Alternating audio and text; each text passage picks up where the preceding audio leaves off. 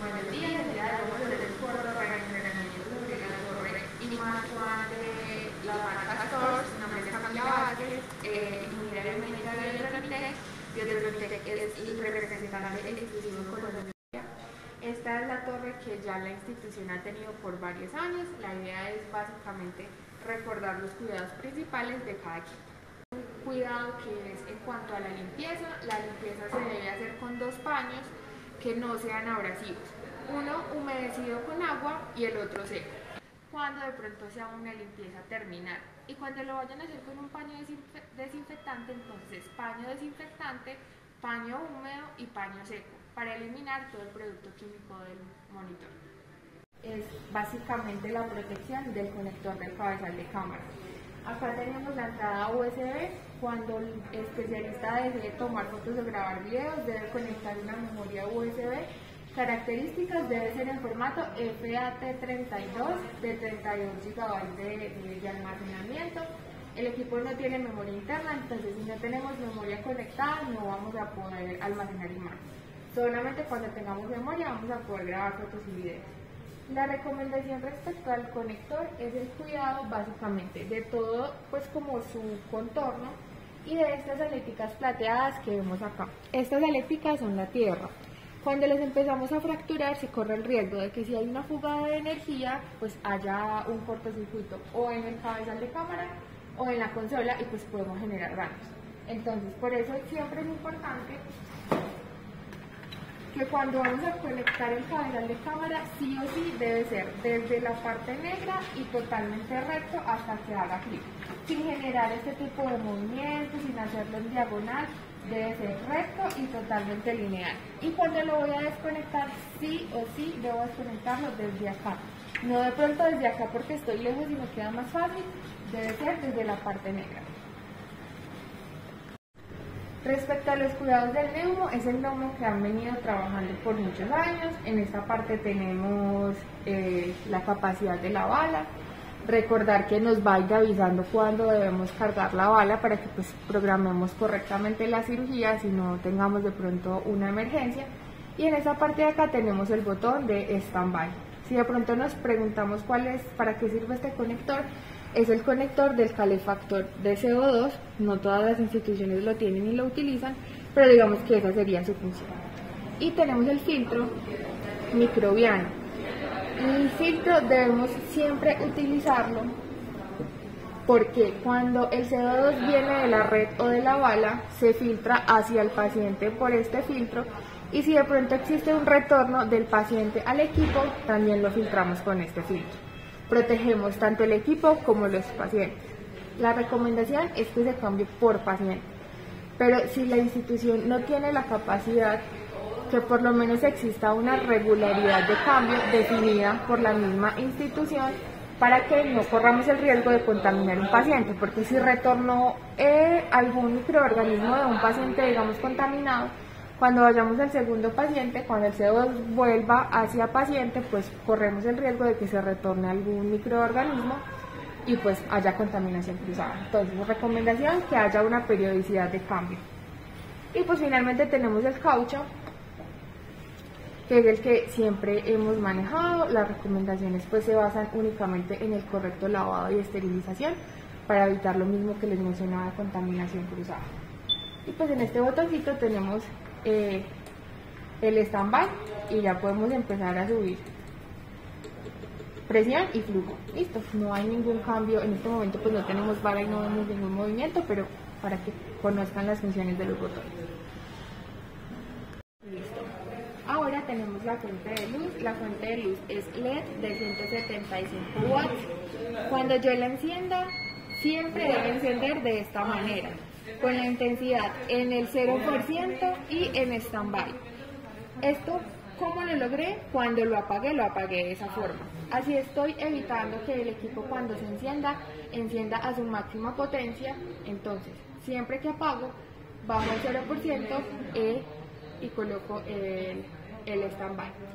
Los cuidados de la fuente de luz radican en el correcto estado de la fibra de luz. El vástago que ingresa a la fuente siempre debe estar limpio y seco. Ha pasado en muchas ocasiones que de pronto, buenos días jefe, un detrito o algo que quedó de una mala limpieza, la auxiliar lo conectó de esa forma, toda la energía que no se transmite, toda la luz que no se transmite se convierte en calor. Entonces eso que se quedó allá metido se quemó y quemamos tanto el vástago de la fibra de luz como el módulo óptico. La vida útil de la fuente son 30.000 horas, eso en años son muchos años, o sea que las probabilidades de que se dañe por vida útil son muy pocas. Su daño más frecuente radica en conexión de fibras, en mal estado, húmedas, sucias, y si no están transmitiendo correctamente, lo mismo. Si la luz no se está transmitiendo hacia el exterior, se está quedando adentro, está sobrecalentando y estamos quemando el módulo óptico. Entonces, siempre que vayamos a conectar la fibra de luz, lo mismo.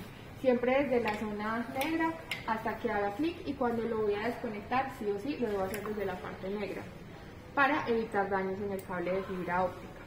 Y siempre fijarme, está limpia, está seca, está transmitiendo correctamente, y así podemos prolongar la vida útil de la fuente de luz, que como les mencionaba son 30.000 horas, pero simplemente debemos proteger la conexión adentro del módulo óptico. Ahora tenemos el cable de fibra óptica, está compuesto, pues como su nombre lo dice, de fibra óptica, que es vidrio. Hagámonos de cuenta que es un ramillete de cabellos.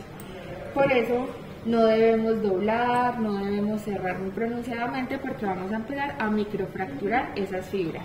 Recomendaciones: cuando lo recibamos en campo o cuando los auxiliares de central estemos recogiendo el equipo de la cirugía, vamos a validar que esté en buen estado físico, que no esté cortado, que el recubrimiento pues se encuentre en buen estado, que la luz esté transmitiendo correctamente. Ahí vemos que si yo por ejemplo le voy tapando parte, se va poniendo negro.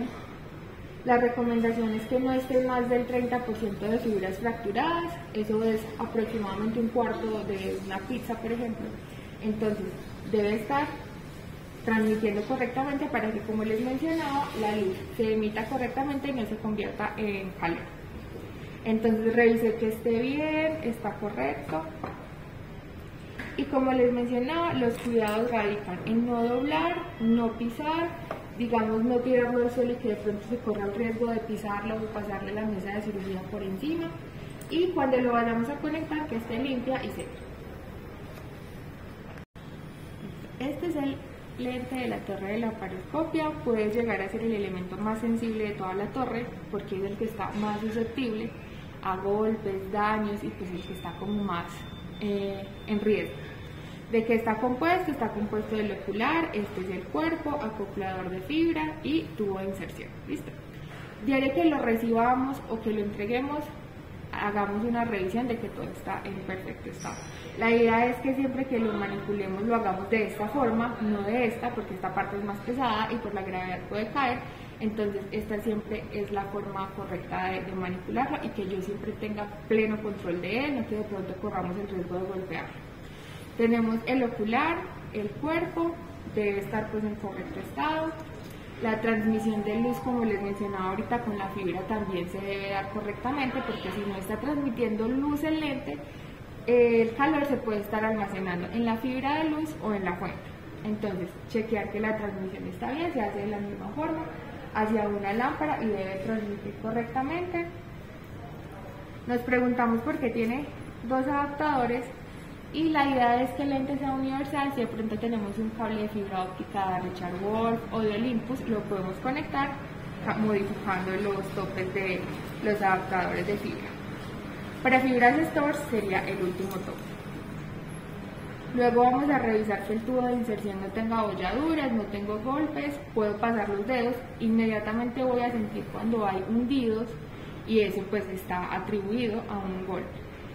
Que la ventanilla del extremo distal esté bien, no esté rayada, esté presente.